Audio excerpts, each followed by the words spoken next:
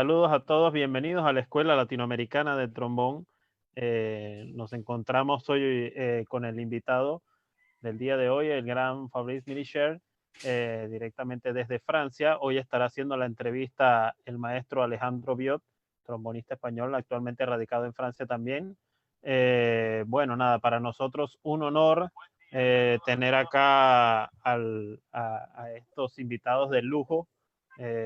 No solo en el caso de Fabrice, sino también de Alejandro Biot. Yo diría que dos grandes en una misma pantalla y también no dejo de mencionar a un gran maestro latinoamericano como lo es Andrés León, quien está a cargo de la transmisión del día de hoy. Así que bueno, nada, para nosotros, para la Escuela Latinoamericana, es un placer, un honor contar con todas estas grandes personalidades del trombón. Así que bueno, les damos la bienvenida a todos. Para comenzar, chicos, la única ayuda que les pedimos es que de parte de sus perfiles, desde sus perfiles, pueden compartir el video como video en grupo y de esa manera puede llegar a mayor cantidad de trombonistas. Así que, bueno, esta es, digamos, la colaboración que pedimos de todos nuestros seguidores para poder que esta actividad llegue a la mayor cantidad de trombonistas posibles, ¿ok? Así que, bueno, nada, muchísimas gracias. Perdón un poco el retraso de la hora, que teníamos algunos inconvenientes de audio, pero ya fueron arreglados. Así que, bueno, sin más preámbulo, nuevamente agradecer a Andrés León desde Costa Rica, quien está a cargo de la transmisión del día de hoy. Y bueno, con Mucho ustedes gusto. el maestro Alejandro Biot. Hola, muy buenas tardes, Alejandro, Andrés. Bonjour, bienvenue, Fabrice. Salut Alejandro, bonjour à toutes et à tous. Bueno, desde aquí agradecer a Alejandro Parra y Andrés León por estar aquí pendientes de esta entrevista y muy agradecido por darle esta oportunidad de compartir nuestras enseñanzas y de poder compartir hoy con un gran Fabrice Milicher. Bienvenue Fabrice de part de toute l'école latino-américaine du trombone. On te donne la bienvenue. Merci beaucoup, très content d'être là. Merci beaucoup. Chicos, vamos a ir haciendo la traducción simultánea. Está muy contento por estar aquí. Entonces, vamos a empezar con la primera pregunta. Yo creo que la primera pregunta es indispensable. La première question, c'est très important. ¿Cómo tu vis la situación del COVID? ¿Cómo estás viviendo la situación del COVID? Ben, plutôt bien pour l'instant, ça se passe pas mal. C'est-à-dire qu'au début, au début, ça faisait un petit peu bizarre de tout stopper d'un coup. Beaucoup de choses qui ont été annulées, forcément. Beaucoup de concerts qui ont été annulés. Tous les cours se faisaient forcément à domicile. Mais finalement, il y a du positif à en retirer. C'est-à-dire on a pu avoir plus de temps pour d'autres choses. Par exemple, plus de temps pour la famille, pour les enfants. Plus de temps aussi à profiter des petits moments de la vie. Et puis aussi de planifier avec plus de temps des futurs projets. Voilà, dont on parlera plus tard, je pense. Sí, el maestro está diciendo que bueno, pues este confinamiento lo ha pasado en casa, profitando de todas las, haciendo actividades que normalmente no tiene tiempo de hacer y que pues preparando un poco lo que es el futuro después de esta situación, ¿no? Très bien, Fabrice. Et puis voilà, je pense que cette situation, c'était compliqué. Esta situación es muy difícil para todos. C'est très compliqué pour tout le monde. Donc, est-ce que tu as pu penser un peu à l'avenir après cette situation? ¿Has pensado después de esta situación extraña? Oui, bien sûr. Disons que j'ai déjà depuis quelques années maintenant développé un système de cours en ligne. Et c'est vrai que du coup, c'est un système que j'ai pu vraiment utiliser à 100% pendant ces 3 mois. On a eu 3 mois de confinement quasiment en France. Pendant ces 3 mois de confinement. Et pour le futur, là, je me suis dit aussi que ça serait peut-être le futur, c'est-à-dire que les frontières ou même les problèmes comme une problème d'épidémie qu'on a à l'heure actuelle pourraient peut-être être réglés par le système Internet. Et donc, j'ai mis en place des choses en ligne, qui est déjà installées, d'autres que j'en ai développé d'autres. Et puis, c'est vrai que je me suis intéressé aussi à une chaîne YouTube. Et on en parlera plus tard, mais c'est vrai que pour moi, c'est le futur. Donc, c'est vrai que on s'adapte. Et on s'adapte, je pense, pour quelques années encore. Voilà, je pense qu'il faudra s'adapter pour que ça soit pour le futur quelque chose de peut-être plus réel. Voilà.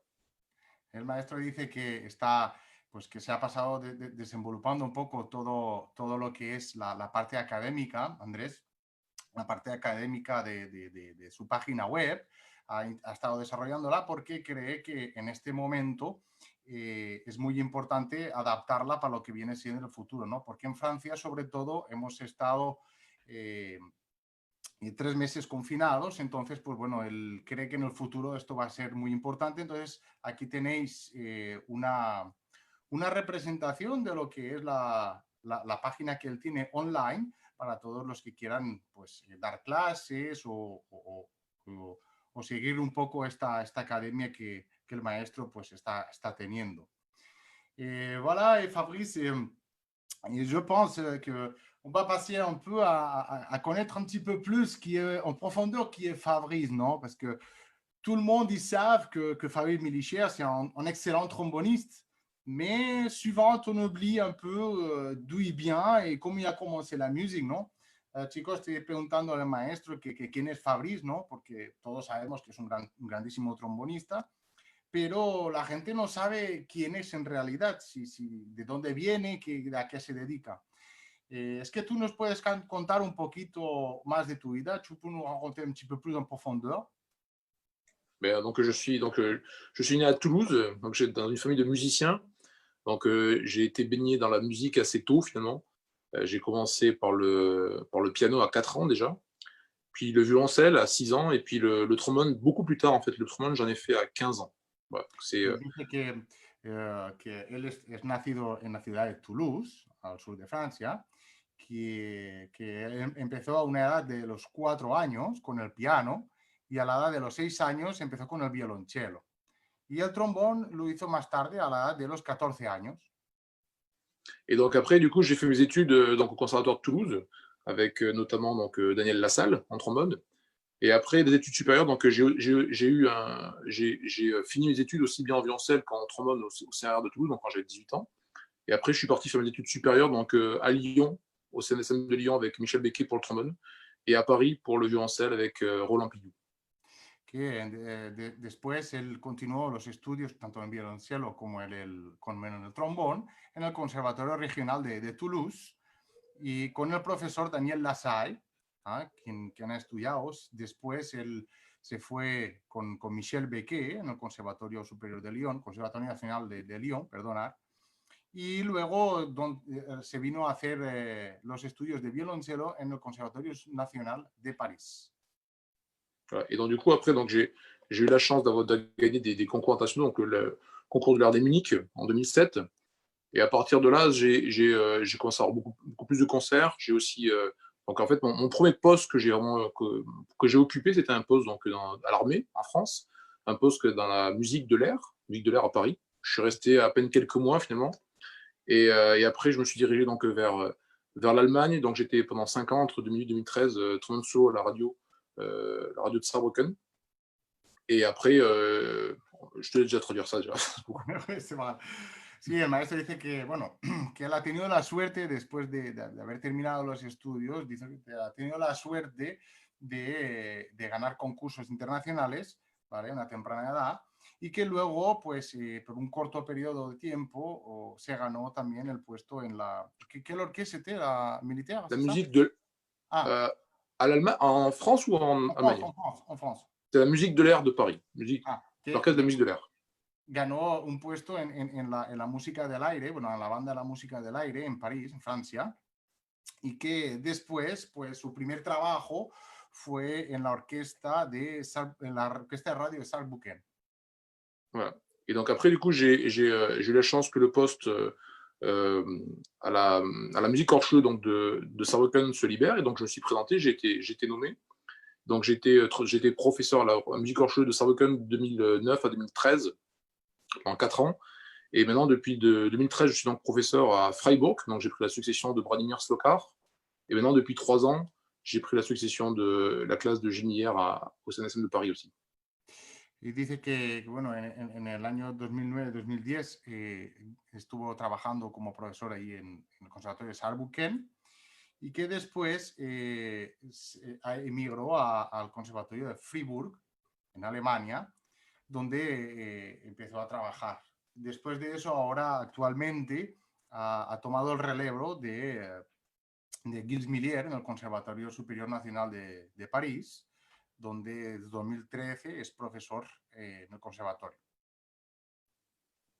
Voilà. Et donc, du coup, maintenant, ce sont mes deux activités principales. Et donc, à côté de ça, donc, je donne aussi des concerts et des cours, aussi bien dans le monde que par Internet. Voilà. C'est pour ça qu'on retombe sur le présent. Voilà. Que después de todo eso son los principales puestos que lo ocupa como docente en Fribourg y en París. Y en sus ratos libres, por decirlo de alguna manera, se dedica a hacer conciertos y dar clases por el mundo entero. Eso es la situación que nos ha llevado un poco para venir un poco a la normalidad, ¿no? Très bien, muy bien, Fabrice. Creo que es una carrera muy, muy interesante. C'est vraiment une carrière très variée et très riche par rapport à l'âge, hein, à l'âge que tu as. Donc es una carrera ya bastante consagrada porque él es un trombonista muy joven. Siendo tan joven, se ha ganado un concurso tan importante como la RD, ¿no?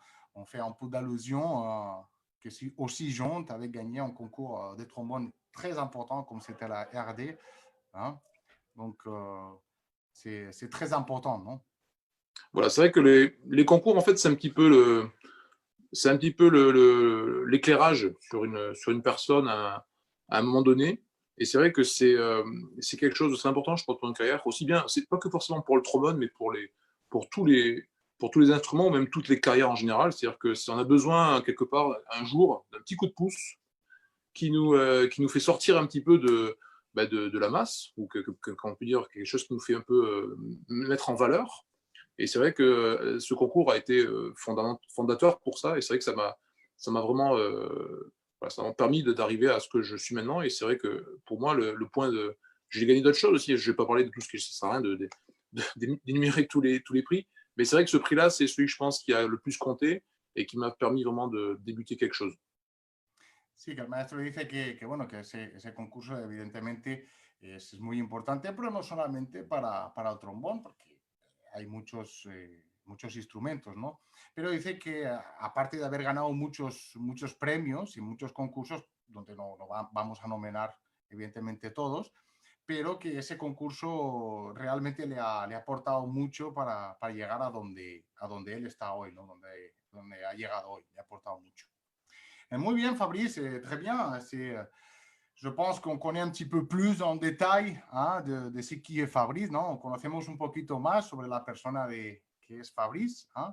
Y vemos que es una persona pues, de carne y hueso, humana, no una máquina, ¿no? On voit que c'est une personne de haut et de viande. Ouais. Voilà. Et c'est pas une machine, donc... Non, mais... Eso está muy bien para los chicos, ¿no? C'est très bien pour les gens parce que, tu sais, il y a beaucoup de monde qui souhaite arriver o suivre un peu la carrera, ¿no? Hay mucha gente que intenta copiar o seguir un poco tu carrera, ¿no? Entonces, pues es importante saber que con esfuerzo y con humildad todo llega, ¿no? C'est important de savoir que pour tous ces gens qui te suivent un peu, que c'est important de travailler, d'être persistant avec le travail, puis y arriver où tu es arrivé aujourd'hui. Bueno, pasando un poco más, vamos a decir otras preguntas, porque tú sabes, después vamos a dar la oportunidad a la gente de poder hacer preguntas, así que chicos, guardar las preguntas para un poquito más después, para poder preguntar cosas importantes aquí al maestro. Donc, on va continuer avec les questions parce que suite après, on va passer à les questions de public. Donc, ma question principale, mi primera pregunta es, ¿por qué se dedicó a la música? Pourquoi tu as décidé de te dédier à la musique? Alors, comme j'ai expliqué, c'est assez naturel pour moi parce que je suis issu d'une famille de musiciens. Donc, j'ai deux frères et sœurs. Donc, je suis le plus jeune, moi, de ma famille. Et donc, mes deux parents sont musiciens. Mon papa est trompettiste, il était trompettiste à l'orchestre, et puis il a aussi enseigné après par la suite à Toulouse. Ma maman était musicienne, mais donc après elle a fini professeur dans les collèges de musique. Et c'est vrai que aussi bien mon frère et ma sœur, qui sont plus âgés que moi, ont commencé à faire de la musique de façon intensive, jusqu'à en devenir même à l'heure actuelle professionnel de la musique. Et j'ai envie de dire, j'ai jamais trop imaginé faire quelque chose d'autre en fait, parce que c'était quelque chose qui me plaisait. J'ai envie de dire, le fait de voir comment on y arrive et en plus quelque chose qui me plaît, j'ai pas forcément beaucoup gambergé. Après, évidemment que c'est pas facile de trouver du travail, hein, c'est encore à l'heure actuelle, c'est pas facile. Mais j'ai toujours cru que c'était quelque chose qui. Voilà. Après, croire qu'on arrive. La carrière qu'on fait, on la rêve. Après, quand ça arrive, c'est tant mieux. Mais déjà, au moins, je me suis déjà contenté d'avoir un boulot avec la musique et c'est déjà ce que j'ai cherché. Et je suis bien content d'être arrivé en tout cas. Ah, bien sûr. El maestro dice que sí, que bueno, que él viene de una familia donde tiene un hermano y una hermana.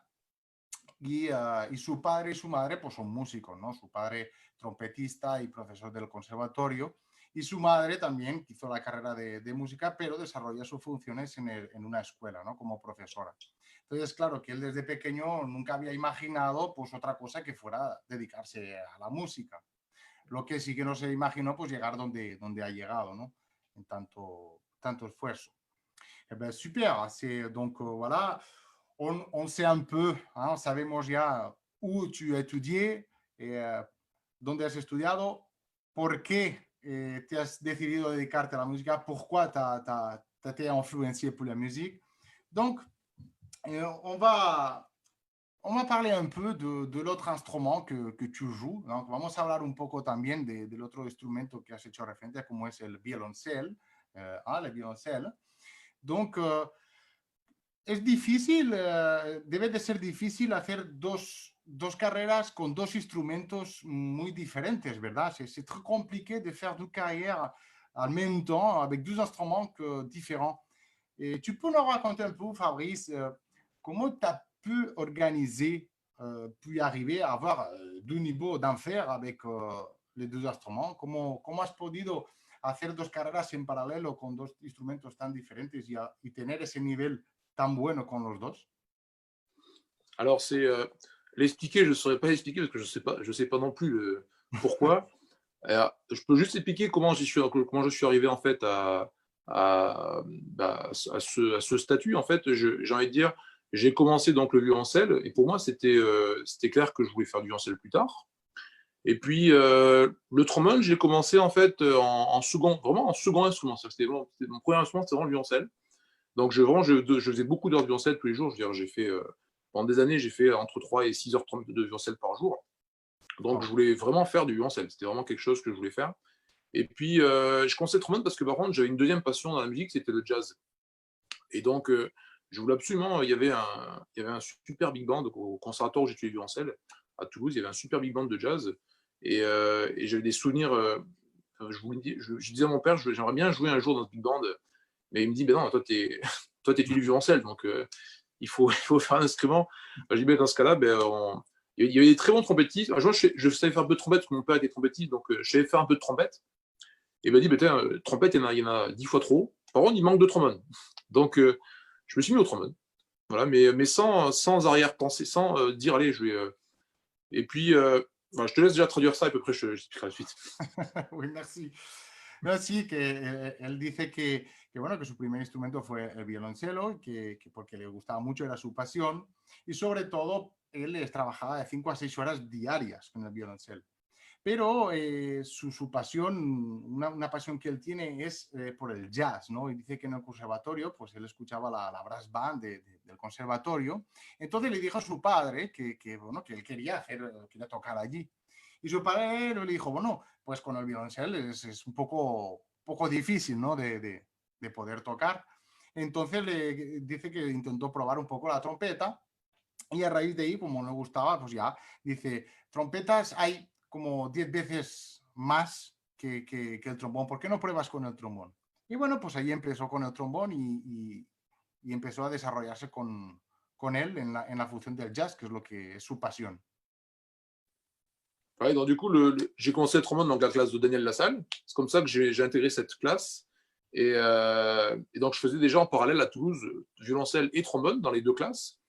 Et comme je suis plutôt perfectionniste, je n'ai pas fait un petit peu. Alors, au début, j'ai quand même gardé l'idée que c'était quand même le violoncelle d'abord. Et puis, avec le temps, je me suis mis à travailler aussi le trombone de façon aussi intensive. Et jusqu'à qu'en fait, je rentre dans les deux SNSM. Voilà, donc, après arriver dans les deux SNSM, je me suis dit, bon, qu'est-ce que je fais? Alors, il y a eu un choix qui a été fait en 2003, en fait, parce que je suis rentré en 2003 à Lyon et en 2004 à Paris. Sauf que les concours sont décalés, en fait. Hein, c'est-à-dire que je suis rentré, en fait, d'abord en trombone et après en violoncelle. Que ça, on rentre au mois de février. Enfin, c'était comme ça avant, on rentre en mois de février à Paris. Et quand je suis rentré en fait à Paris en violoncelle, parce que je voulais absolument y rentrer, parce que pour moi c'était un petit peu l'objectif de 10 ans d'études, de rentrer à Paris au CNSM à Paris en violoncelle. Je me suis dit, bon, qu'est-ce que je fais? Est-ce que je fais les deux? Parce que les deux, c'est quand même. Parce qu'en plus, c'était pas la même ville, hein, c'était Paris, c'était Lyon. Donc il y a la distance, il y a le temps de travail aussi tous les jours, puis tout ce qui est UV à côté, tout ce qui est les options. Et je me suis dit quand même. C'est-à-dire, je me suis dit, bon, il y a tellement de gens qui ont envie de rentrer dans ces conservatoires, aussi bien en trombone qu'en violoncelle, que je ne me voyais pas dire, bon, je suis rentré, voilà, maintenant je démissionne. Donc je dis, bon, maintenant je suis rentré, il faut le faire. Et donc voilà, je l'ai fait, mais c'est vrai que en y repensant maintenant, c'était beaucoup, beaucoup de trains, beaucoup de temps, des nuits très courtes. Mais voilà, ça s'est bien passé et je le regrette pas. Attention, c'est vraiment quelque chose, je pense que je le regrette pas et c'est quelque chose vraiment qui m'est bénéfique. Voilà. Oui, bien sûr, c'est une chose qui ça t'apportait beaucoup personnellement, j'imagine, par rapport à l'effort. Exactement. Mais ça, je le dirai encore après. Je te laisse traduire ça déjà et après je t'explique. Sí, el maestro dice que, bueno, después de haber escogido el trombón, integrarse ahí en la Big Band, pues lo que hizo fue integrar la clase de Daniel Lassalle, donde ahí empezó a estudiar el trombón, ¿no? Años más tarde decidió dedicarse al trombón más de lleno. Entonces, cuando llegó el año 2003, que hizo las pruebas para el Conservatorio CNSM de Lyon, y que, bueno, también se presentó en violoncelo en el 2004. Claro, aquí en Francia pues los dos conservatorios tienen las pruebas un poco desplazadas, con lo cual él entró con los dos, ¿no? Los dos instrumentos, en trombón en Lyon y en el violonchelo en París. Entonces llegó la reflexión de decir, bueno, ¿y ahora qué hago? ¿No? Son puestos tanto en trombón como en el violonchelo difíciles de entrar al conservatorio y de una vez que estoy aquí, pues nada, pues voy a seguir, no voy a abandonar. Entonces dice que sí, que fueron tiempos muy duros porque tuvo que estudiar mucho y las noches muy cortas. Porque, pues bueno, pues tener dos carreras en el instrumento, pues imaginaros lo que representa eso. Pero que a día de hoy, pues está muy orgulloso de haber podido hacer eso porque le ha aportado muchas cosas personnellement. Oui, Fabrice, continue. Et donc, c'est vrai qu'on peut se dire c'est très différent, mais j'ai toujours l'habitude de dire que ça reste de la musique. C'est-à-dire on a beau changer d'instrument, on raconte les mêmes choses. Donc, en fait, finalement, j'ai pas pris le violoncelle et le trombone comme deux choses différentes où il va falloir travailler comme si on était deux personnes différentes, beaucoup, beaucoup. C'est plutôt, j'ai pris un petit peu l'un pour m'apporter vers l'autre. Voilà, c'est ça. Donc, en fait, tout ce qui est, j'ai envie de dire évidemment qu'il faut travailler ses gammes dans les deux instruments, il faut travailler son archet, ses doigts, sa coulisse, voilà, des choses comme ça. Mais ça, j'ai envie de dire, c'est la machine. Donc ça, il fallait le travailler quoi qu'il arrive. Après, tout ce qui était le reste, l'un m'a beaucoup apporté pour l'autre. C'est-à-dire que, par exemple, quand j'ai commencé la sac-boot, j'ai pas commencé comme quelqu'un qui commence la musique baroque. J'ai commencé comme quelqu'un qui avait déjà joué tous les concertos d'Haydn au violoncelle, quelqu'un qui a déjà tous les Boccherini, les Marcello, j'ai déjà joué au violoncelle. Donc, quelque part, il y avait un travail en moins à faire de style ou un travail en moins de musical parce que c'était déjà même déjà travaillé, puis en plus mûri. C'est-à-dire qu'il y avait en plus cette chance que c'était déjà des années avant. Donc, c'est là que je dis que les deux m'ont vraiment apporté parce que j'ai pu découvrir des choses par rapport. L'un instrument a aidé l'autre. Voilà. Donc, c'est pour ça que je ne regrette pas. C'était beaucoup de travail, mais c'est quelque chose qui, encore à l'heure actuelle, me sert beaucoup. Dice que sobre todo el trabajo que ha hecho con los dos instrumentos, dices que son complementarios el uno al otro, porque, bueno, aparte de ser mucho trabajo, es, ha sido, por ejemplo, que el trabajo que ha hecho con las escalas, con el trombón, pues también lo hacía con el violonchelo, ¿no? Que él trabajaba de las dos maneras como si fuera un solo instrumento, ¿no? Que por eso que no ha sido de esa manera tan pesada. Sobre todo que cuando escogió el Sakaguchi, pues ya tenía un trabajo ya hecho, ¿no? Adelantado, porque, por ejemplo, tocar las sonatas de Marcello o de Haydn o esas cosas, pues él ya las había tocado, con lo cual no había hecho como todo el mundo podemos hacer cuando empezamos con el Sakaguchi, ¿no? Él ya tenía cosas adelantadas. Por eso él está orgulloso de eso, ¿no? Porque las dos cosas le han complementado y le han aportado tantas cosas que pues ha podido seguir esa línea de trabajo. Et c'est pour ça que juste pour finir avec histoire de dualité un peu, j'ai eu il n'y a pas longtemps aussi Michel Becker en interview, on s'est vu au mois de mars, juste avant le confinement, juste avant le Covid. Et, euh, et lui, ce qu'il m'a raconté, c'était vraiment très, très similaire dans le sens où il me disait, lui, il a un papa qui est corniste, et quand il a commencé le trombone, finalement, il a joué un petit peu en ayant un petit peu cette image du son d'un corps. Il m'a dit, toute ma vie, on me l'a dit ça. Toute ma vie, on m'a dit, ouais, Becky, il joue comme un corniste, où il fait pas du trombone, il fait du corps. Et moi, j'ai envie de dire, moi, ce qu'on m'a déjà dit, et bah, lui, en tout cas, il en est très fier de ça. Et moi aussi, je suis fier au moins d'une chose, c'est que ça m'est déjà arrivé qu'on me dise, voilà, lui, il joue comme un violoncelliste. Voilà. Et c'est quelque part, on peut pas renier un peu ce qu'on a fait. Et c'est pour ça que, quelque part, je regrette pas. C'est quelque chose qui a été, voilà, qui reste un peu et qui même transparaît quand on joue, même si c'est un autre instrument, on sent qu'il y a cette autre vie derrière. Y dice que antes del confinamiento, justo antes, tuvo una entrevista con el maestro Michel Becquet, donde justamente estaba diciendo que Michel Becquet, cuando era antes de tomar el trombón, tomó el corno. Entonces, él dijo que cuando tomó el trombón buscaba eso, ¿no? Esa sonoridad del corno.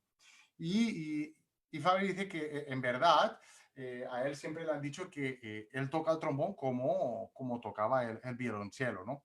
Que es una anécdota que tuvieron antes del confinamiento y que en realidad se da cuenta que le ha aportado mucho más el tener esos dos instrumentos, le ha aportado más que todo el trabajo que hubiese podido realizar.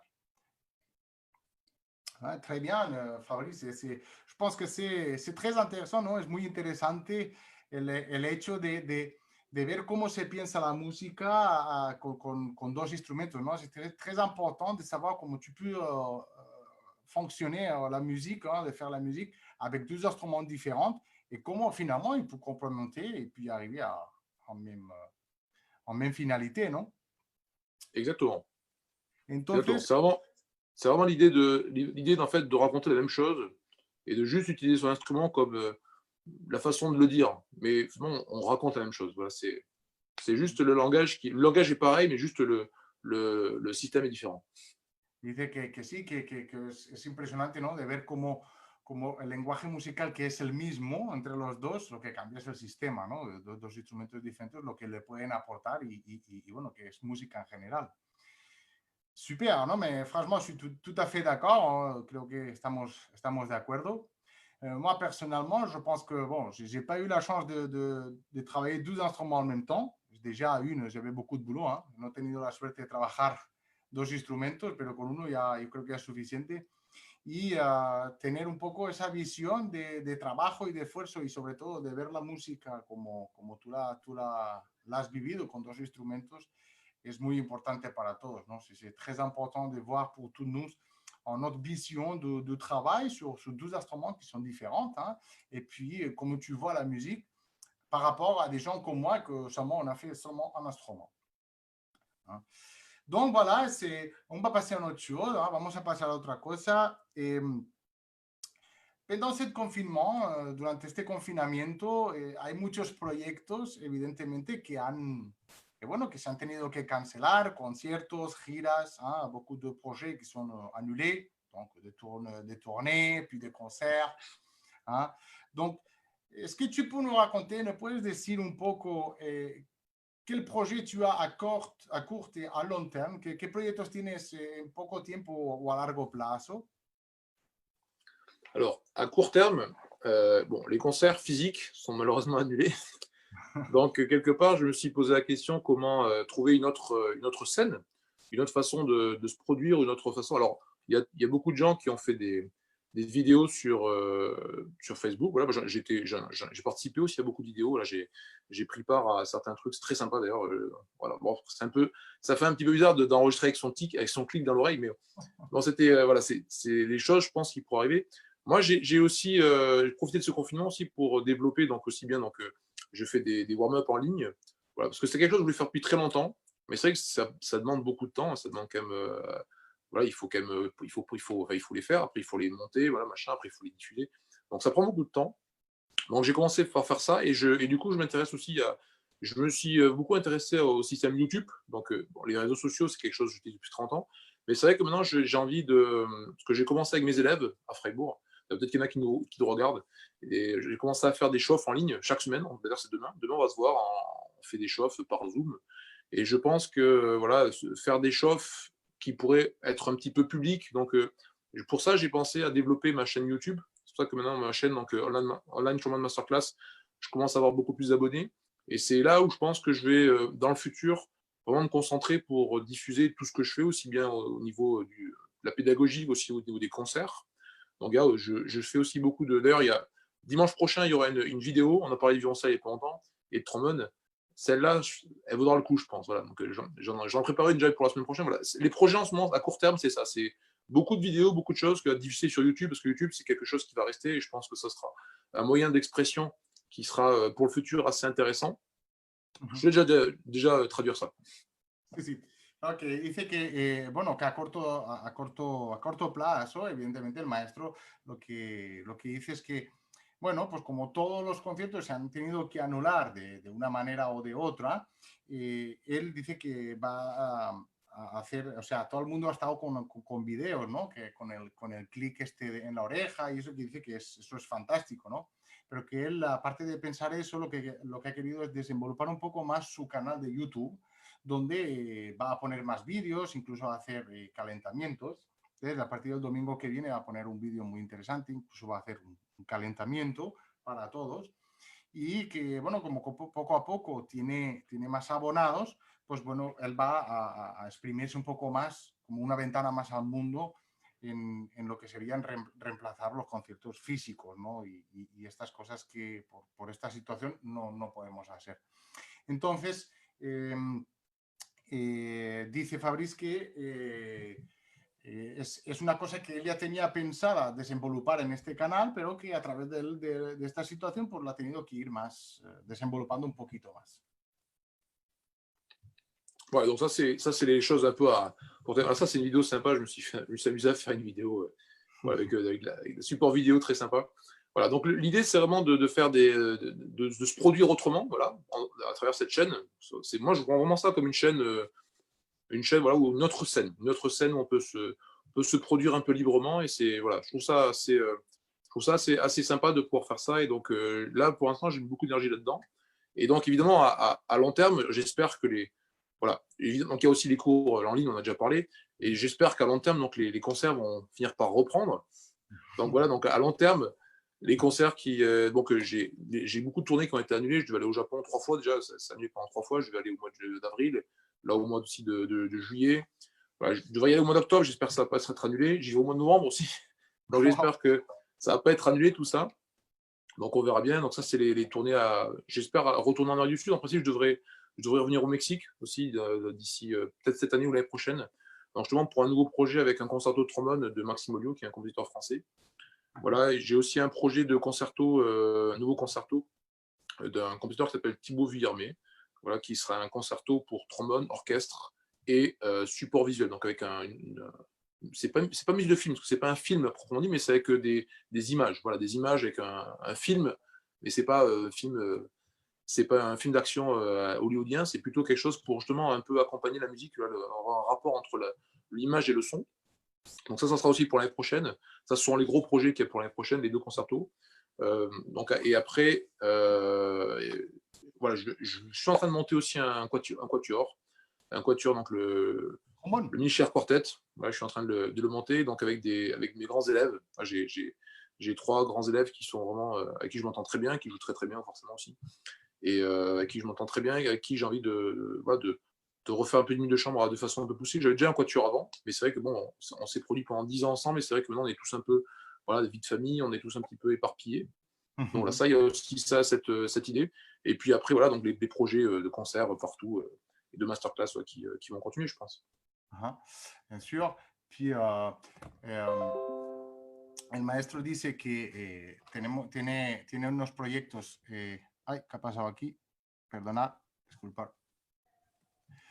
Sí, el maestro está diciendo que tenía esos proyectos a partir del canal Facebook, de Facebook que tiene, pues bueno, que es una manera de poner esos videos y bueno, de poco a poco ir entrando en una materia más distinta, ¿no? A lo que sería el funcionamiento de la nueva realidad, ¿no? Y que, bueno, pues que ahora él espera que en cuanto levanten el confinamiento, dice que tiene como proyectos, aparte de los muchos conciertos que han estado anulados, tiene unos proyectos para ir en Japón, ¿no? Que les serán anulados 3 veces. Uno ahora es en octubre, que él espera tener la suerte de poderse producir, otro en noviembre, y luego tiene otro proyecto para ir a México, ¿no? Donde uno de ellos va a estrenar un concierto, donde va a ser un concierto donde va a haber como imágenes de película y percusión. Después, el maestro tiene no una idea, sino como diría, un gusto por montar un cuarteto de trombones, porque él siempre ha hecho durante mucho tiempo, o durante 10 años tuvo un cuarteto de trombones, pero ahora lo que quiere es crear un cuarteto con sus grandes alumnos, ¿no? Con los alumnos más grandes que tiene, donde él se lleva muy bien con ellos y tiene ganas de montar ese cuarteto y realizar un poco la música de cámara.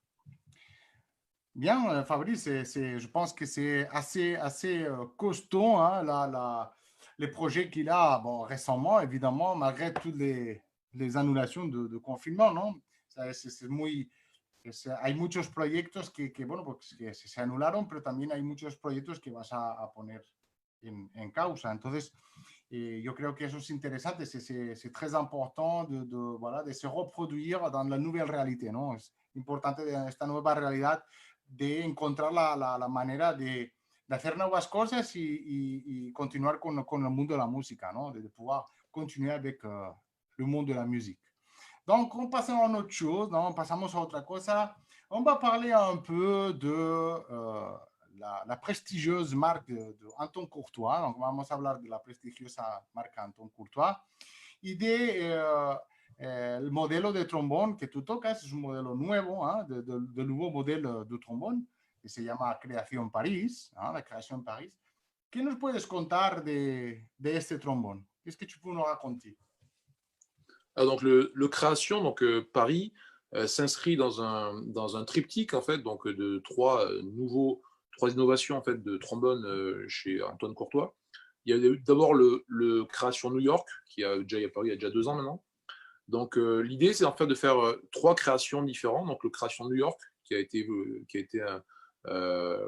développé par les musiciens du Metropolitan Opera à New York. Donc le Création Paris qui a été développé donc par Michel Becquet et moi-même. Et donc le troisième sera donc alors je sais pas si c'est un secret, mais je pense pas. Je pense que tout le monde, c'est déjà un secret pour personne. Ça va peut-être sortir. Bref, en tout cas, ça sera le Création Amsterdam, voilà, qui sera développé par Jürgen Andrian. Voilà, l'idée c'était vraiment de faire trois trombones différents, 3 trombones pour faire des choses différentes. Et donc le modèle Paris est le modèle qui, on va dire, peut-être le plus solide des 3. Et donc, pardon.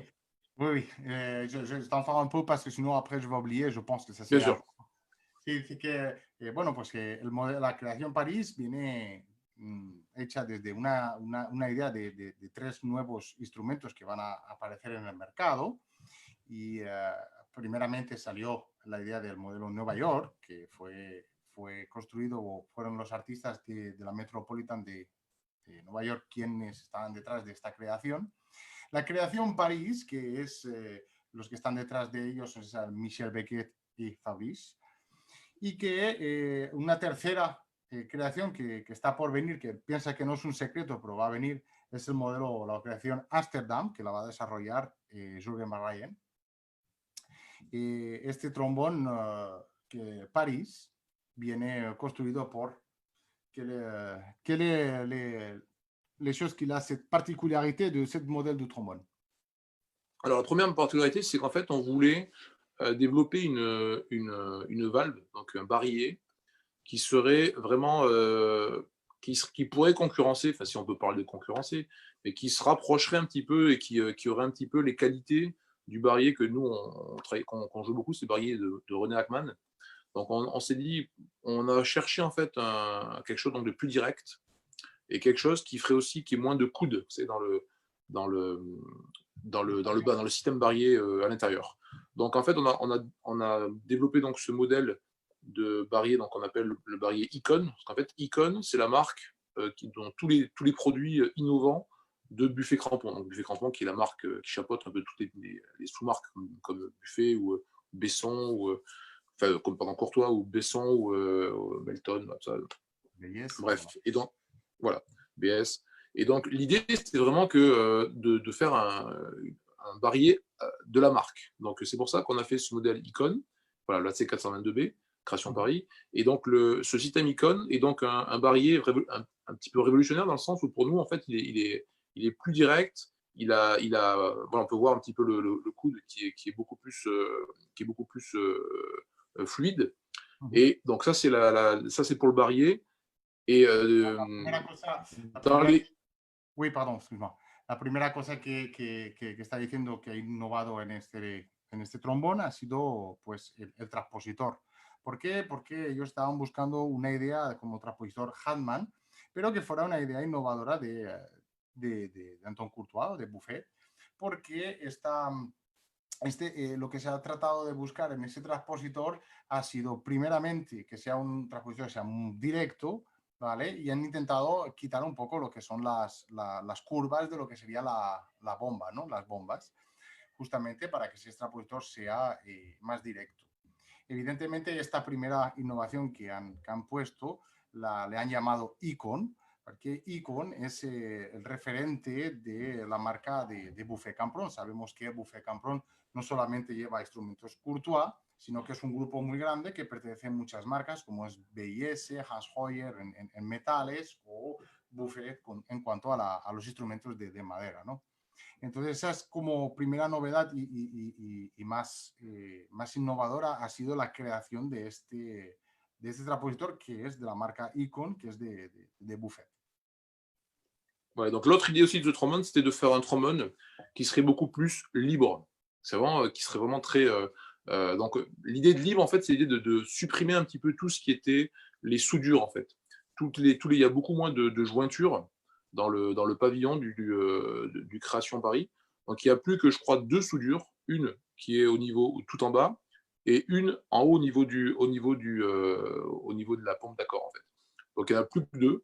Et l'idée, c'est vraiment d'avoir un trombone. Et après, oui, même et donc aussi dans cette idée aussi d'avoir quelque chose de beaucoup plus libre, on a aussi mis un trombone qui est démontable. C'est-à-dire que le trombone est un peu comme le système vibrabel justement développé par Hagman, un barillet qui est juste fixé avec 2 vis. Donc là aussi, il n'y a pas de soudure vraiment solide. Voilà. Et donc en fait, l'idée de supprimer les jointures de ces soudures, c'est vraiment de laisser un petit peu le métal vibrer plus naturellement et plus facilement. Donc cet instrument, on voulait vraiment faire un instrument en même temps facile à jouer qui peut vibrer un maximum. Voilà, c'est enlever un maximum de tension dans l'instrument.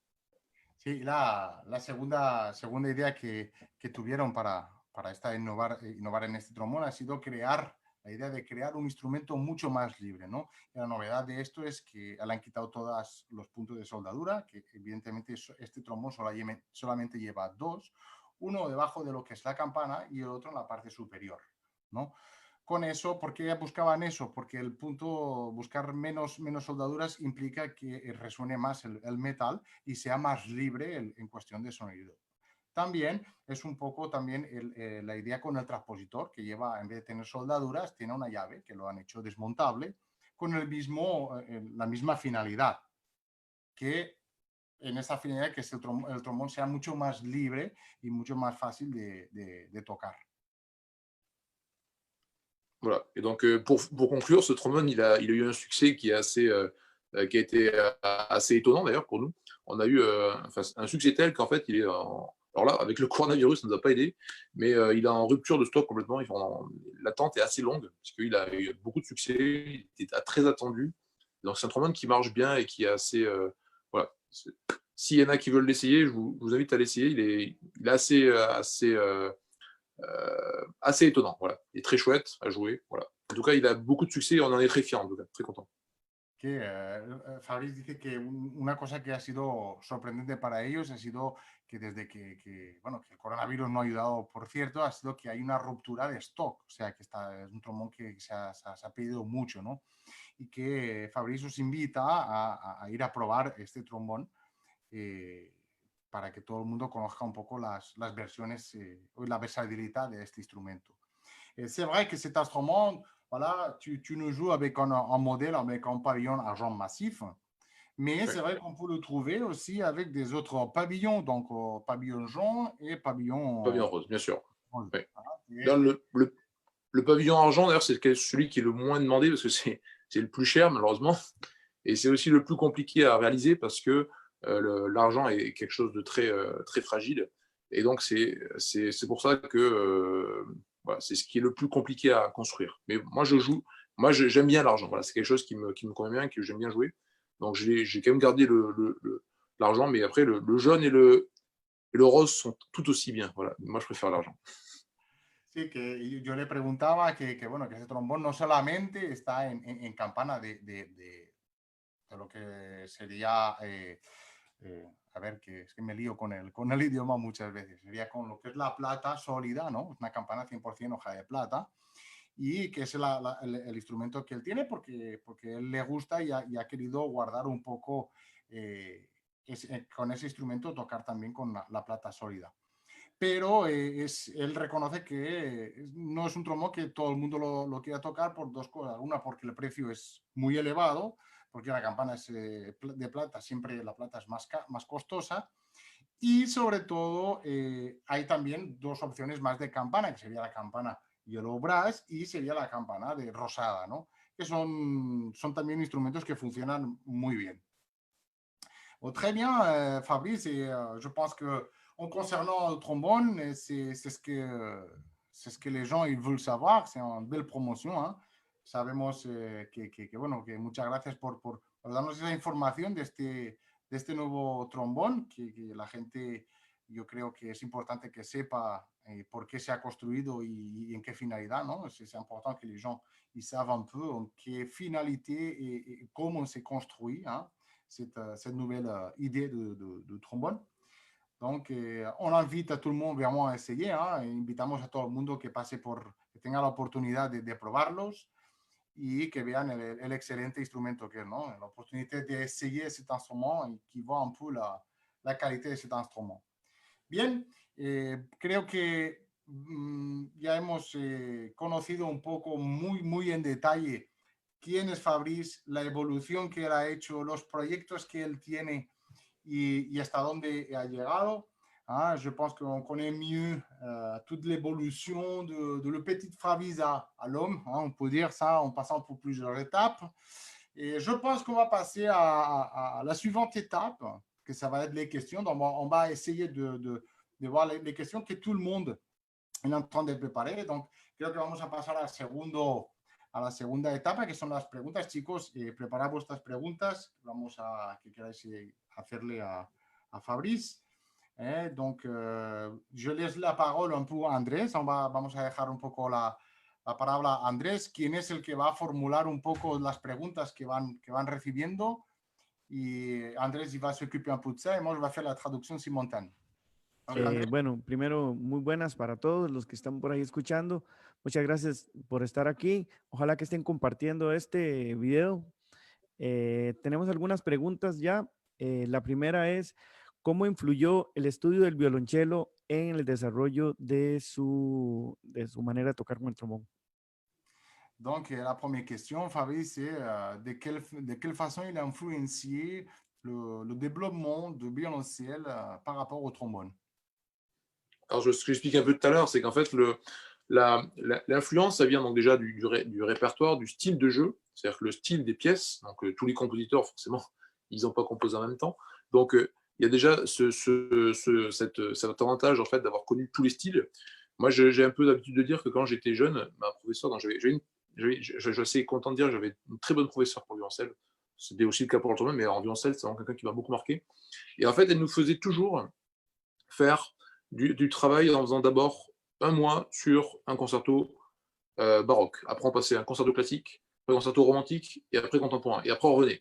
Baroque, classique, romantique, contemporain. Et en fait, on était un peu habitué à toujours changer de style, et c'était voulu, en fait. En fait, c'était voulu pour que, dès mon plus jeune âge, en fait, je puisse changer d'un style à l'autre, voilà, et puis il n'y a pas de problème pour interpréter les choses et pas être totalement hors du style. Donc ça, c'est la première chose qui m'a influencé. Je parle du reste après. Que la primera cosa que le ha marcado como influencia ha sido sobre todo los estilos de la música, ¿no? Porque desde que era pequeño le han acostumbrado a hacer durante un periodo de un mes, tocar los estilos diferentes, desde el barroco, pasando por música clásica, luego romanticismo, y así durante un mes y volvía a empezar, ¿no? Que eso le ha permitido un poco desenvolupar todos los estilos y sobre todo le ha permitido el aproximarse un poco y a acostumbrarse a tocar diferentes estilos de música desde bien pequeño. La deuxième chose, je pense, qui a été très très bonne comme influence, c'est le fait de pouvoir comparer en fait les deux instruments en essayant de dire, voilà, par exemple, j'ai très vite compris évidemment que ce qu'on appelle donc la colonne d'air ou l'air pour le trombone, c'était équivalent de notre archet. Voilà. Donc ça c'est bête, mais c'est quelque chose où on pouvait voir. La colonne d'air, on peut pas la voir en fait. On peut juste parler, ouais, il faut sentir machin. Mais quelque part, le problème du trombone, ce qui est dur, c'est que tout est caché. C'est-à-dire que on peut dire ouais, fais la langue, mais même quand on joue la langue, on la voit pas. Même quand on peut voir quelqu'un qui respire, mais on sait pas vraiment jusqu'où il respire, s'il est vraiment. Après, on sait pas si c'est tout bien. Comment dire, détendu. Voilà. Il y a toutes ces choses-là qui sont vraiment très, très cachées. Et chez les cordes, tout est visuel, tout est là. Et quelque part, c'est quelque chose qui m'a beaucoup aidé. C'est-à-dire que j'ai réussi, ça m'a aidé à moi, après je sais pas si ça arrêtera tout le monde, mais il y a quelque part un petit peu le fait de pouvoir transposer ce qu'on voit avec ce qu'on ressent, ça aide beaucoup en fait. C'est-à-dire que je sais que ça m'a beaucoup aidé de me dire que voilà, c'est comment je joue, comment je soutiens, ben, c'est comment je soutiens avec mon bras et le poids de mon bras sur l'archet, sur les cordes. Après, quelque part, comment aussi quelque chose qui m'a aussi beaucoup apporté, alors ça c'est peut-être un peu plus personnel, j'ai développé aussi donc forcément avec l'archet une souplesse de la main droite qui fait aussi que j'ai pas de problème aussi pour le bras droit par exemple. J'ai quelque chose qui m'a jamais embêté en fait d'aller très vite avec la coulisse pour la sac-boot parce que ça vient vraiment de l'archet et tout ça c'est aussi ça m'a été expliqué en fait pour comment marche le bras en fait. J'ai beaucoup d'élèves en ce moment, enfin pour ce moment, quand j'en ai déjà eu beaucoup qui ont à chaque fois un bras un petit peu raide, où on sent que c'est vraiment, quand ils doivent bouger la coulisse vite, ben, c'est pas quelque chose de naturel. Voilà, c'est encore quelque chose qui m'est venu un peu du violoncelle. Voilà. Toutes ces petites choses-là, quelque part, ça m'a beaucoup influencé dans le bon sens. Oh, bien sûr, parce que je pense que ça, c'est un super bon exemple pour être les gens, parce que tous, bon, moi-même, on pense beaucoup au violoncelle, ¿no? Par rapport au rapport qu'on a avec cet instrument, ¿no? El maestro está diciendo que una de las cosas que más le ha influenciado, sobre todo y positivamente, ha sido que respecto al violoncelo, al trombón, es que el trombón está todo escondido, ¿no? El aire, y la forma de atacar, todas estas cosas los trombonistas los tenemos escondido y que los instrumentos de cuerda, en este caso el violonchelo, lo tienen todo más visual, ¿no?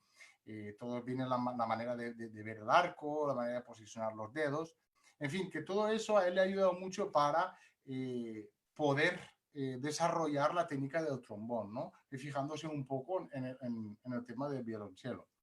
Y que sobre todo, que una cosa de las que ha ayudado mucho ha sido pues en la técnica del brazo, ¿no? Esa flexibilidad y esa ligereza que tiene en el brazo ha sido por desarrollar lo que es el brazo derecho en el arco del violonchelo. Voilà, super, merci. Pasamos a la segunda pregunta. Ok, lo primero que ojalá que a don Jaime le haya quedado claro lo de las diferencias con el trombón, porque él preguntaba cuáles diferencias habían en el modelo. Creo que Fabriz lo contestó, pero si hay alguna otra cosa que pueda ampliar, que pregunte por ahí otra vez don Jaime, pero espero que haya quedado claro. ¿verdad? Pero ya sabe, puede preguntar por ahí.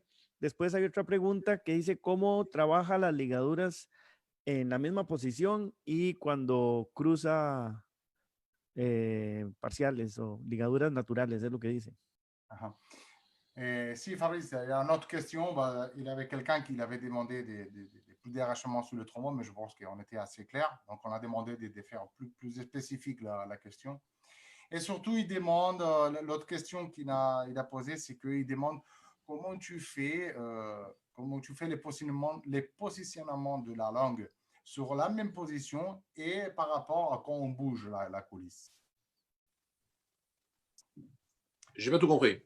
À mon avis, c'est ce que ça va dire, c'est que comment tu utilises la langue pour faire les legato sur la même position ou quand on bouge la coulisse. Donc, avec la souplesse et le legato, à mon avis. La position, tu parles de la position de la langue ou la position de la coulisse? C'est ça que c'est la question.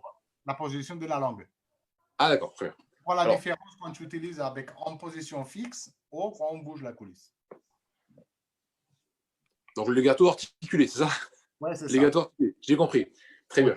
Alors, première chose, en fait, qui est intéressante à se dire, c'est que la langue, quelque part, on est beaucoup influencé par le langage. Alors, on a toujours envie de dire, oui, il faut penser telle syllabe ou telle chose.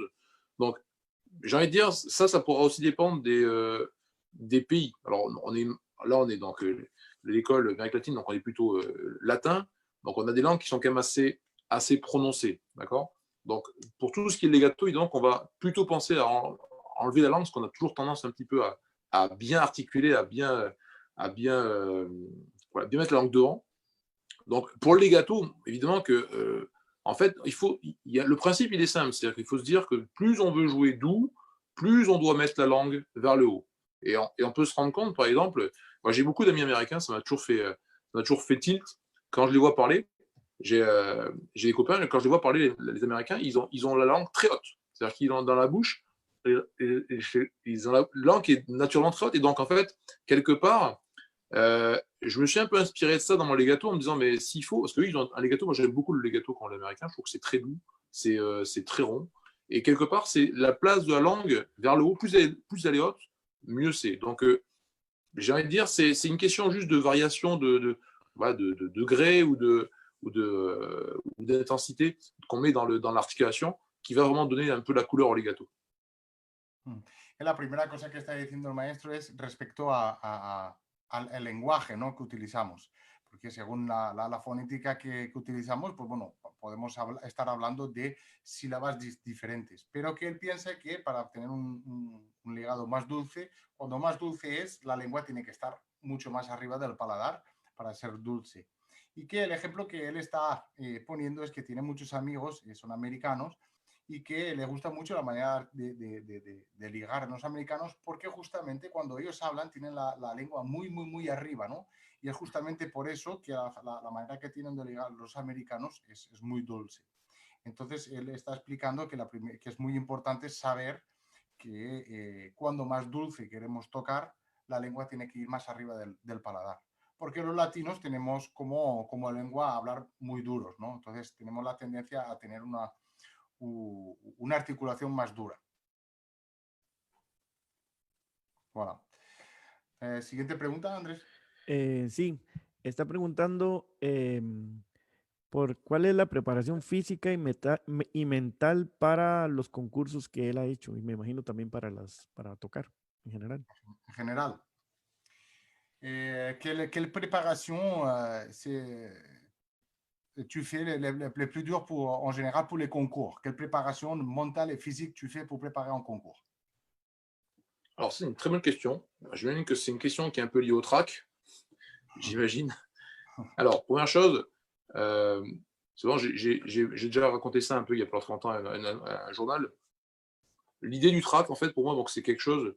Quand on a un concours, c'est le plus grand ami du musicien. Un concours, on a un concert, on a un peu le track. Ça peut mettre en l'air un petit peu un concours. Donc, je vais passer sur le fait qu'évidemment, arriver à un concours, c'est-à-dire qu'il faut bien se préparer, donc il faut être en forme, il faut faire un peu attention, évidemment, les jours d'avant, ne pas faire la fête comme un fou, pas boire des litres de bière, ne pas boire du vin juste avant de passer. Bref, c'est des choses toutes simples, je pense que c'est pas la peine de les redire.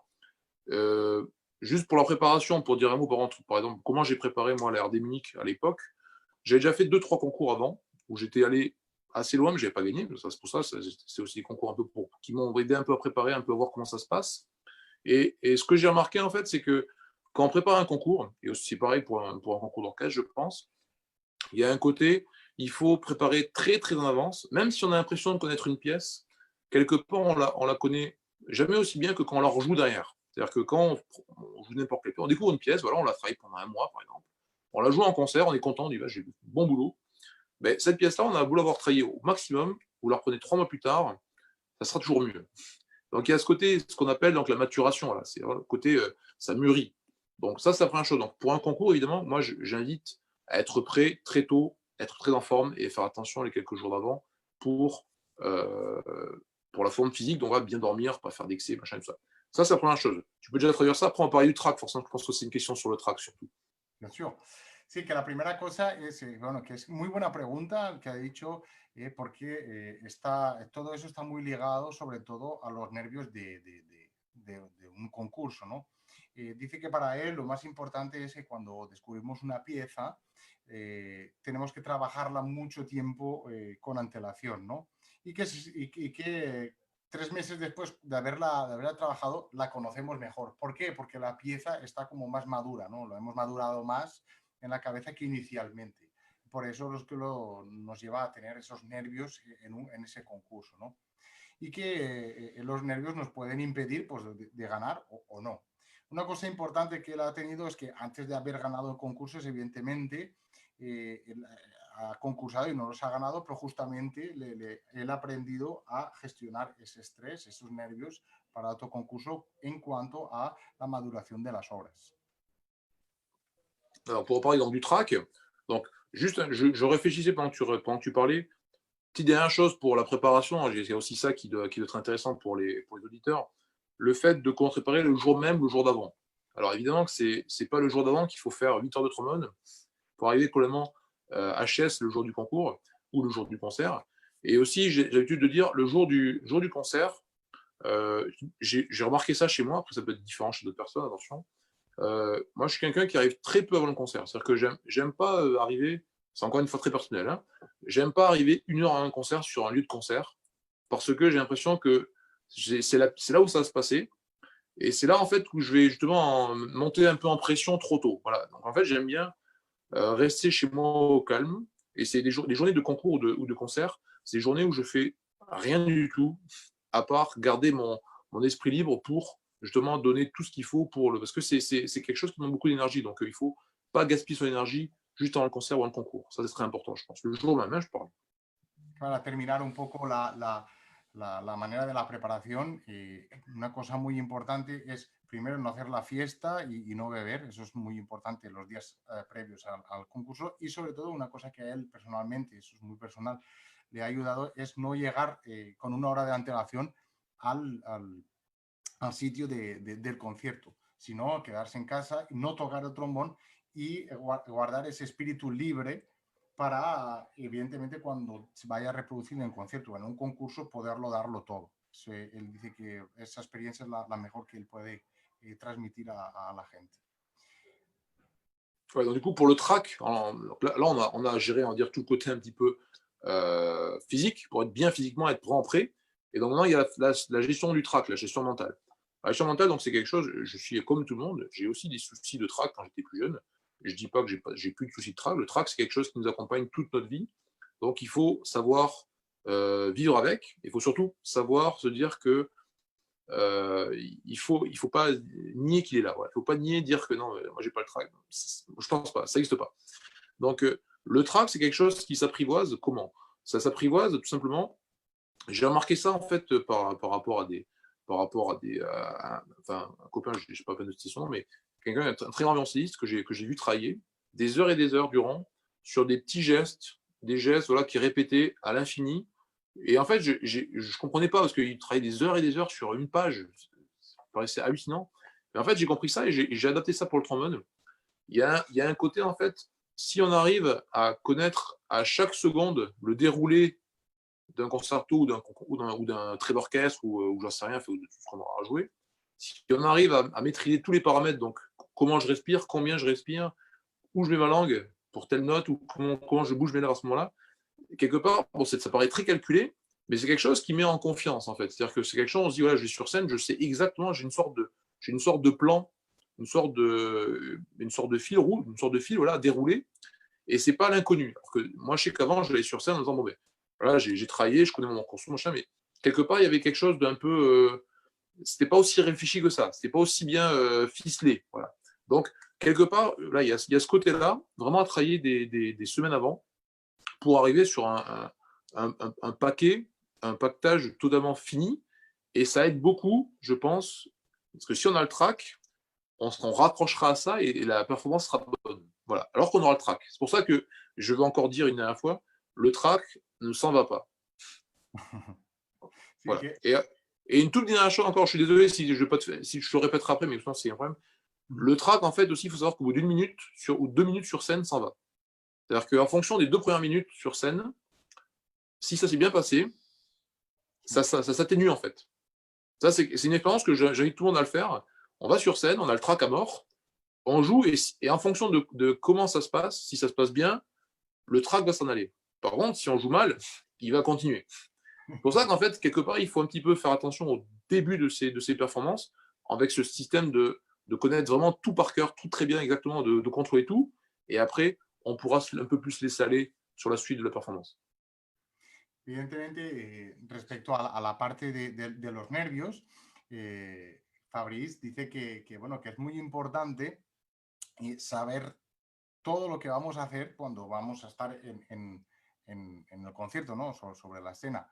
¿Por qué? Porque dice que los nervios es una cosa que siempre va a existir y que tenemos que aprender a convivir con ellos toda la vida. Porque el que diga que no tiene nervios, eso es mentira. Todos tienen nervios. Lo que tenemos que aprender es a convivir con ellos y a trabajarlos. Una de las cosas que a él le han ayudado mucho ha sido el tema de controlarlo todo. Es decir, saber todo de memoria y aparte saber cómo va a poner la lengua, cómo va a respirar, cómo tiene que hacer las cosas para controlar lo que son esos nervios. Lo más difícil de esos nervios dice que son los 2 primeros minutos, ¿no? Si durante esos 2 primeros minutos que tú sales y tienes esos nervios, la cosa funciona bien, dice que después eso va desapareciendo y vas entrando en confianza. Evidentemente, si durante esos 2 minutos la cosa ya no empieza bien, pues bueno, los nervios los vas a tener para todo el concierto. Entonces, una cosa que él recomienda mucho y que a él sobre todo le ha ayudado ha sido el hecho de controlarlo todo y de hacer ese trabajo con los gestos que va a hacer sobre la escena y cómo va a prepararse en tema de respiraciones, en tema de ataques y tenerlo todo tan claro y todo tan controlado para que cuando llegue a reproducirse no tenga ningún problema, ninguna duda, sobre todo a la hora de ejecutar la música. Super. C'est très, je pense que c'est très important, non, le fait de dire cette chose-là, parce que au track, on a tout le monde, et quand ça arrive. Donc, c'est important de savoir que la mémoire, avoir tout contrôlé et tout travaillé à l'avance, ça nous permet d'avoir un état de confiance, ¿no? Es importante saber que los nervios, para poderlos controlarlos, es importantísimo saber siempre qué es lo que tenemos que hacer y controlarlo todo antes de presentarnos a un concurso. Super. Et moi, je fais toujours un peu, j'aime bien faire les parallèles avec le sport. Et par exemple, dans le sport, bah, c'est un truc que j'ai trouvé un petit peu hallucinant, mais qui m'a fait un peu, qui est totalement en phase avec ce que je viens de dire, c'est que, par exemple, on sait que les coureurs de 100 mètres, donc Usain Bolt, voilà, les Maurice Green à l'époque, ou même encore maintenant, donc les Tyson Gay, machin, les top niveaux, ils savent exactement combien de pas ils font depuis le début jusqu'à la fin. Il y a 100 mètres à faire. Et nous, quand on court, on ne se pose pas de questions. On se dit, bon, alors, je cours. On se dit, ben, les mecs, ils font que courir. Mais c'est pas vrai. Les mecs, ils savent exactement combien de pas il y a jusqu'à 10 mètres, jusqu'à 20 mètres. Ils savent comment ils se relèvent des starting blocks. Parce qu'ils savent très bien que déjà, c'est ce qui va optimiser la performance. Et en plus, ils savent très bien que c'est ce qui fait que, parce que, attention, quand ils sont au JO ou quand ils sont au championnat du monde, il y a une tension énorme sur ces sous-athlètes-là. Et quelque part, c'est aussi une façon pour eux de préparer mentalement à la performance. Et il faut totalement se dire que c'est pareil pour nous. C'est pas juste on arrive sur scène, on joue, on s'en va. C'est pas aussi facile que ça. Si c'était si facile, tout le monde pourrait le faire, finalement. Mais il faut se dire que il y a un côté, il faut calculer parce que c'est pas si simple. Voilà. Aller sur scène, c'est pas facile. Donc il faut jamais nier le fait qu'il y aura du stress, il y aura de la pression, il y aura beaucoup de choses comme ça. Donc la préparation est très, très importante. Sí, que dice que para él una cosa muy importante y que él ha investigado ha sido que es como los deportistas de élite, ¿no? Los que van a correr, como por ejemplo Usain Bolt, que ellos cuando hacen un campeonato, ellos controlan todo, ¿no? Los pasos que tienen que dar para, en 10 metros, en 100 metros, y lo están controlando todo. Entonces, cuando se preparan para unas Olimpiadas o un campeonato mundial, para liberar un poco esa tensión que ellos sienten, una manera es de controlarlo todo, ¿no? Desde el momento que se levantan para correr hasta calculando los pasos que van haciendo por los metros, ¿no? Eso les ayuda a tener una performance más exitosa. Y que relacionado con nosotros es un poco lo mismo, ¿no? Claro, nosotros nos ponemos a correr y no pensamos, pero realmente no es así, no podemos salir a un escenario y ponernos a tocar sin pensar. Que entonces él dice que es lo mismo, ¿no? Teníamos que controlarlo todo para cuando salgamos, tocamos y lo controlamos todo. Evidentemente podemos salir sin pensar y tocarlo, pero no podríamos dar el máximo de nosotros mismos. C'est très bon apport, ¿eh? Muy importante lo que acabas de decir. Vamos a pasar a continuar. Yo creo que lamentablemente habrá muchas preguntas, Andrés, pero vamos a intentar pasar a una de las últimas preguntas para ir terminando un poco con esta magnífica prestación de Fabrice. Ok, hay dos en una. En realidad, bueno, hay una que tal vez a él le interesa, que es lo de la boquilla, que boquilla está usando. Y después hay una que está, que lo que dice es lo siguiente: si tiene escrita su rutina y dónde se pueden conseguir los ejercicios de warm-up de YouTube escritos. Bon, il y a deux questions à un. La première, c'est concernant un embaucheur. Quel embaucheur tu joues? Et la deuxième, c'est par rapport à les routines que tu fais. Si c'est une routine que tu es affichée sur YouTube, il peut les avoir où par façon écrite? Ah, je commence par ça peut-être, après je parlerai de l'embaucheur, ok? Ok. Alors, ces exercices, alors où c'est qu'on peut les trouver? C'est une bonne question, je ne saurais pas dire, parce que quelque part, c'est un petit peu des... Alors, il y a beaucoup de choses, donc moi, comme j'ai dit, je suis un élève de Daniel Lassalle, donc il y a beaucoup de choses qu'on peut quand même assez facilement et qui sont assez ressemblantes à ce qu'il y a dans la méthode thrombo-olympique de Daniel Lassalle. Voilà. Mais après, la majorité des exercices que j'ai un petit peu, j'ai envie de dire, un petit peu capté, un petit peu volé, si on peut dire ça, ou adapté de mon expérience. Voilà. Et ça, c'est une chose que j'ai vraiment beaucoup gardé de l'école Lassalle. Il avait une idée, en fait, qui est très bonne, je trouve, et que j'essaie de donner aussi à mes élèves. C'est le fait de dire que quand vous êtes en tournée ou quand vous n'êtes pas à la maison, ce qui peut arriver beaucoup de fois, vous n'avez pas forcément toutes vos méthodes sous le bras, machin. Alors maintenant, on a des ordinateurs, forcément, c'est différent. Mais on est peut-être d'une autre époque aussi, on est encore un peu plus vieux que les jeunes maintenant, mais quelque part, l'idée était de se dire, si vous connaissez tout plein d'exercices, et après, il n'y a plus qu'à les transposer. Non seulement, ça vous évite de tout travailler en vacances avec vous ou sur vos lieux de représentation. Mais en plus de ça, ça avait l'avantage aussi de se dire, vous jouez sans partition et vous transposez. Donc aussi, vous travaillez un petit peu votre activité cérébrale et aussi de transposer, donc faire un peu ce rapport, ce qu'on doit jouer avec les positions. Machin. Donc il y avait cette idée qui était bonne. Et encore une fois, donc, ces exercices, donc, il y en a beaucoup qui peuvent être dans la méthode Lassalle. Après, quand les exercices ils sont d'une méthode spécifique, je l'ai mis, par exemple, il y a des exercices de Muller que j'ai mis. La semaine prochaine, cette semaine, il y aura des exercices de la méthode Götke. Donc ça, je le mettrai, c'est des exercices qu'on peut vraiment retrouver facilement. Mais beaucoup d'exercices sont des exercices vraiment que j'ai adaptés et que j'ai essayé aussi de faire en fonction que ça soit toujours évolutif. C'est-à-dire que tous les exercices sont quand même assez construits pour qu'on facilement, et puis après on additionne. Et j'aime bien ce côté un peu additionné, puis à chaque fois on revient, on additionne, on revient, et du coup au début on commence petit, puis on finit par être de plus en plus large niveau de titre. Voilà. Donc c'est des exercices que j'ai un peu inventés ou adaptés. Voilà. Je ne vais pas dire que c'est moi qui l'ai inventé, mais c'était quelque chose que j'ai capté, et puis après un peu fait évoluer. Voilà. Claro. Sí, que dice que va a empezar por la primera, la segunda parte, que es la cuestión a métodos de los warm-up. Dice que como ha sido alumno de Daniel Lassalle, muchos de los ejercicios que él utiliza son del método Trombone Olympic de Daniel Lassalle, pero sobre todo hay muchos ejercicios que él pues, ha ido construyendo poco a poco sobre lo que él ha ido aprendiendo de todo y adaptándolos a su sistema y a él, ¿no? Para hacerlos evolucionar.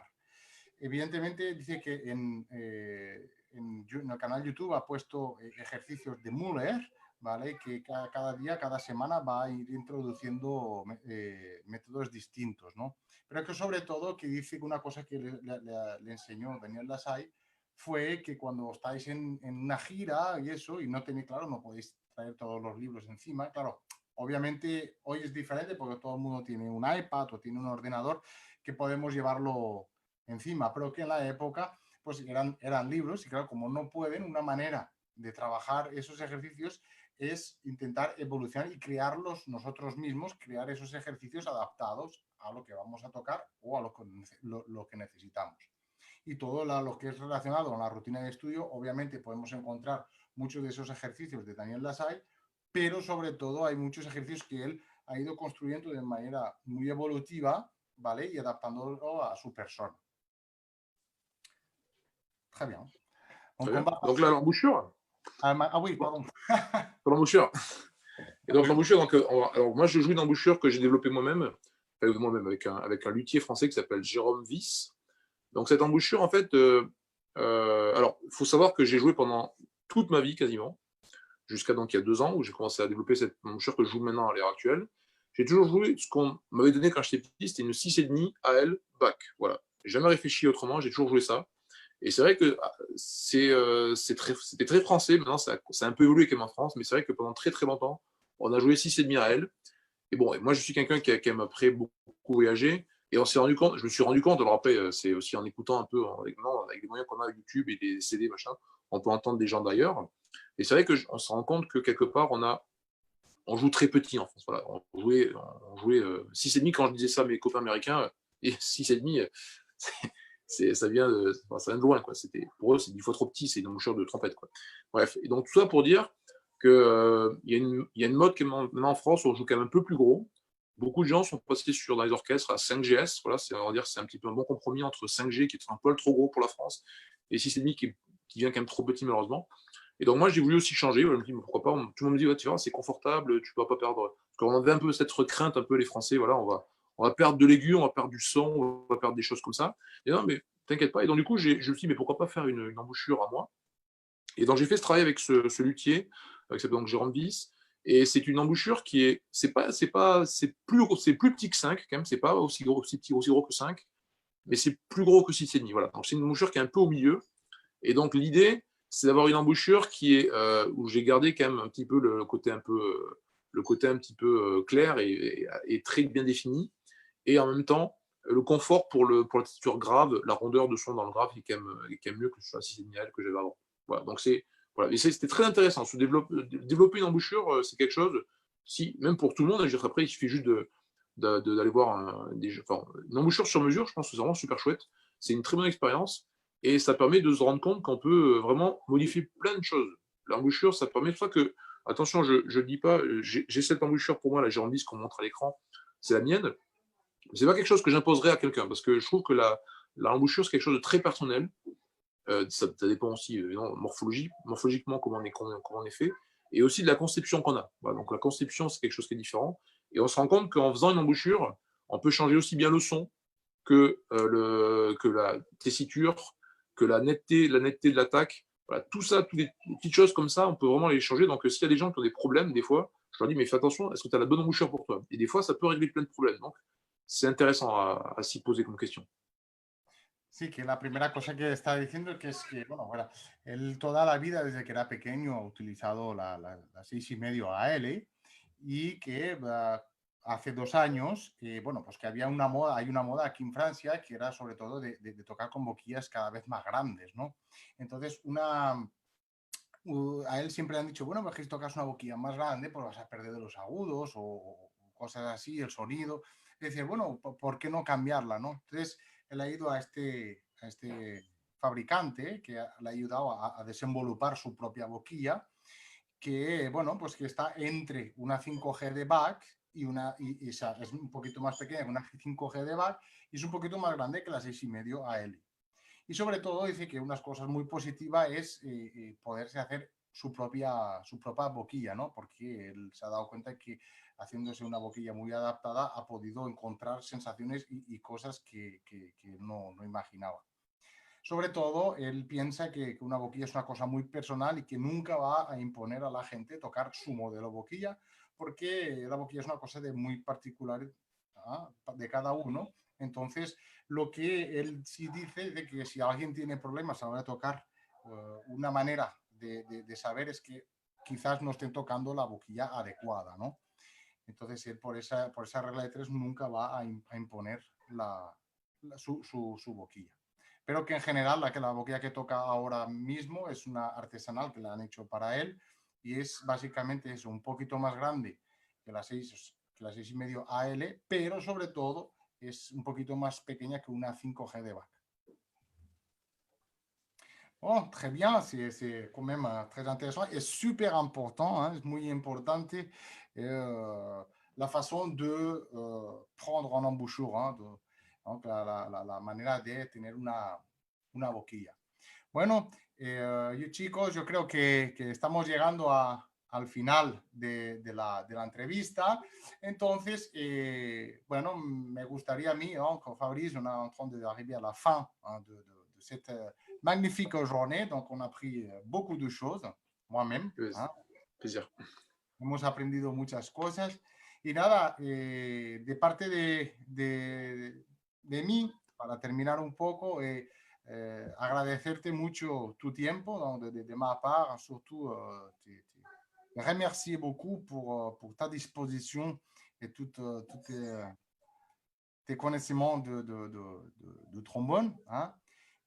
No sé si quiere Andrés, Alejandro Parra, que tenemos aquí, quiere decir algunas palabras. Sí, claro, ¿no? Merci beaucoup, Fabrice. Muchísimas gracias. Un honor para nosotros, la Escuela Latinoamericana de Trombón, de la mano de Andrés León, Alejandro Biot. Para nosotros es un honor tener al maestro Fabrice Milicher, un gran exponente del trombón y del violonchelo. Excelente intérprete de ambos instrumentos. Particularmente Ale y Andrés, yo sí, retomé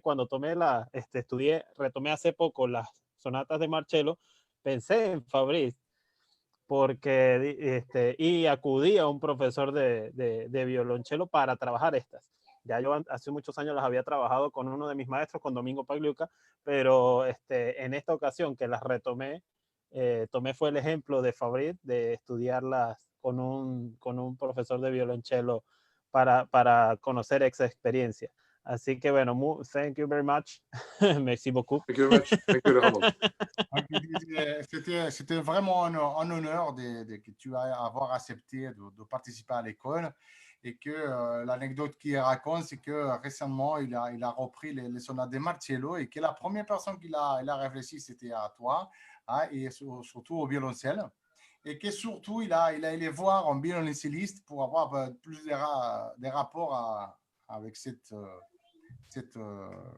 pièce. Merci beaucoup. Merci beaucoup. Bien, bueno, muchísimas gracias, Andrés, por como siempre hacer posible esta transmisión con esta calidad de audio y de video. Muchísimas gracias, Alejandro Biot, un gran amigo. Bueno, creo que aprovecho antes de despedir a Fabrice, aprovecho de hacer un poco extensivo lo que haremos la próxima semana, o sea, a partir del día de mañana. Justo estamos hablando acá en este momento 4 intérpretes de instrumentos Courtois, ¿verdad? De la marca Antoine Courtois. Y bueno, me acabo de dar cuenta que todos los invitados de la semana que viene son artistas Courtois. Así que, bueno, prácticamente lo vamos a llamar la semana Courtois, la que viene a partir de mañana. Yo, Alejandro, yo agradecer, en verdad, el rato, yo colaborándole siempre con lo que pueda. Y sobre todo decirle a los que están escuchándonos, ¿verdad? Compartir, una manera de fortalecer este movimiento que se está dando es compartiendo, compartiendo y haciendo grandes también a los otros compañeros, que es una manera de fortalecer la comunidad y que no se lo olviden compartir, compartir. Si ayer fue el día del trombonista, hoy que sea la resaca, sea solo compartir de otros, poner en sus redes. Videos de otros, que es la manera de fortalecer la comunidad y la manera de dar a conocer a los otros también. Muchas gracias, Andrés. Muchas gracias, Alejandro, bueno, por todo, sobre todo Andrés, por ir poniendo las imágenes, la tecnología, que creo que ha sido muy importante para poder explicar todo lo que es la carrera de Fabrice y todas las actividades que hace. Desde aquí agradeceros mucho una vez más por la confianza depositada, Alejandro. Como tú bien has dicho, gran amigo, igual, al igual que Andrés, ha sido un placer para mí, un honor entrevistar à Fabrice. C'est un honneur pour moi aussi de pouvoir faire l'interview avec toi. Et puis, j'espère qu'on se voit bientôt aussi pour Oui. le confinement. Hein. Dès qu'on a le droit de sortir, ouais. Dès qu'on peut sortir. Exactamente. Merci. Pues nada, Merci beaucoup. después de todo, no sé si vamos a dar paso a terminar o queréis que después de la conexión nos quedamos ahí conectados. Sí, bueno, vamos Ahí quedamos. a ir despidiendo ya el espacio, por compromisos que tiene cada uno. Bueno, nada, muchísimas gracias nuevamente al maestro Fabrice Michel. Muchísimas gracias. Gracias a todos los que se unieron a esta transmisión y bueno, por supuesto que los invito a que compartan la entrevista que quedará allí en el muro de la Escuela Latinoamericana de Trombón y así lo pueden ver quizás las personas que por alguna otra cuestión no la pudieron ver en el momento en vivo, la pueden ver en diferido. Así que nuevamente muchísimas gracias. Ya en pocos minutos estaremos publicando la cartelera de esta próxima semana, con la cual, bueno, estará Adrián Corredor, estará Joel Martínez, estará Inda Bonet. Creo que por primera vez me van a hacer una entrevista a mí. Voy a estar yo del lado del invitado. Así que bueno, estaremos anunciando allí. Bueno, muchísimas gracias. Gracias, Fabriz. Gracias, Alejandro. Gracias, Andrés. Así que nos vemos a partir de mañana con el siguiente invitado y estén pendientes de la cartelera que vamos a publicar. Hasta luego. Hasta luego. Hasta luego.